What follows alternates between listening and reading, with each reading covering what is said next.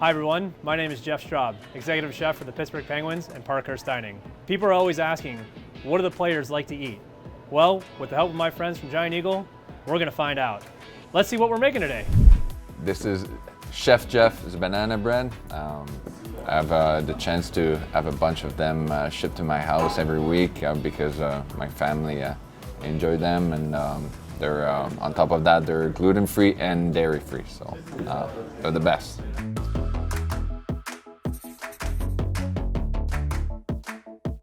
So the first ingredient with our banana bread is bananas. So you may have these beautiful yellow bananas at home. However, I prefer these guys. These overripe, past their prime bananas. So all I'm doing is taking 3 bananas, mashing them up in a bowl.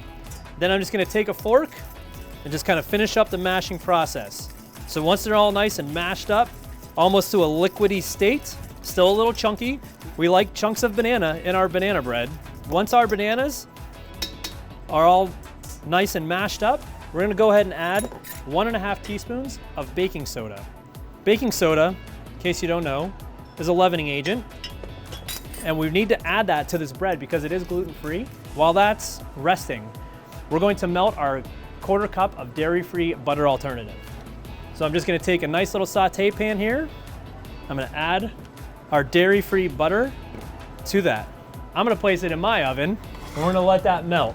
While the butter is melting, we're gonna go ahead and start the rest of our wet ingredients to add to our banana bread. We always like to measure out all of our wet ingredients and then add our dry ingredients to the wet ingredients.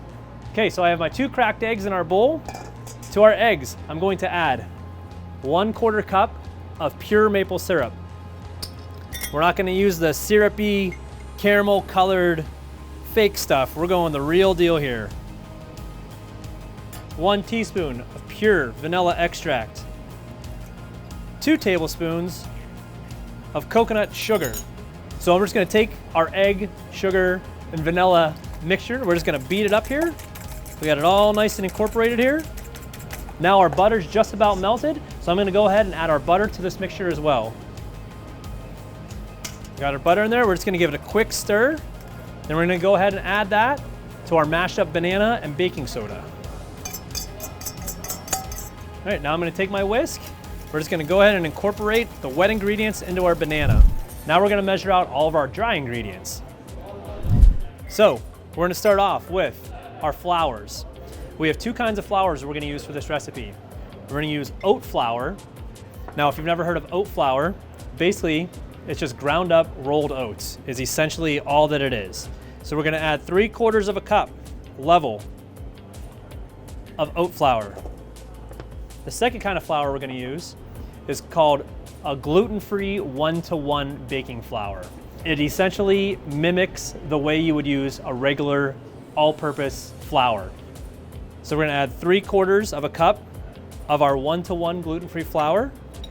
To that, we're gonna go ahead and add 1 teaspoon of cinnamon. We're gonna add 1/4 teaspoon or a pinch of salt. I'm gonna give that a little stir just to combine those flour, cinnamon, and salt. Then we're going to add that right to our wet banana mixture. Just gonna give it a nice little stir here. So we're just gonna mix this up until it's all incorporated. Okay, so now that our batter is fully incorporated, there's one more very important step. We have to let it rest for 10 minutes. Because we're using oat flour, it acts just like oatmeal. So when you cook oatmeal in your house, you add water to it, you let it set. After a few minutes, it kind of absorbs all that liquid. It gets nice and thick and creamy. Same kind of concept here with the bread. Because we're using the oat flour, we need to give it just a few minutes to kind of rest, absorb some liquid, thicken up a little bit before we bake it in the oven. In the meantime, we're gonna prepare our bread pan.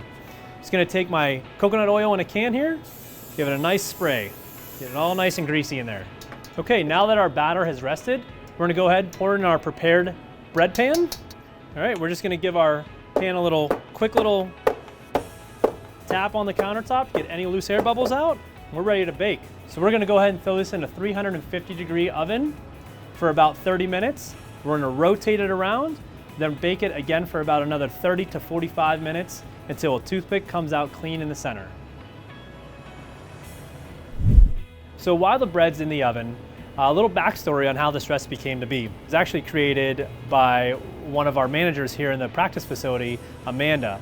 At the start of the pandemic, resources were limited, so we had to be really creative on how to work with some of the ingredients that we already had in-house. Amanda was able to put some things together through trial and error, as all things start with, and came up with a really nice recipe for banana bread. All right, looks like we're done here.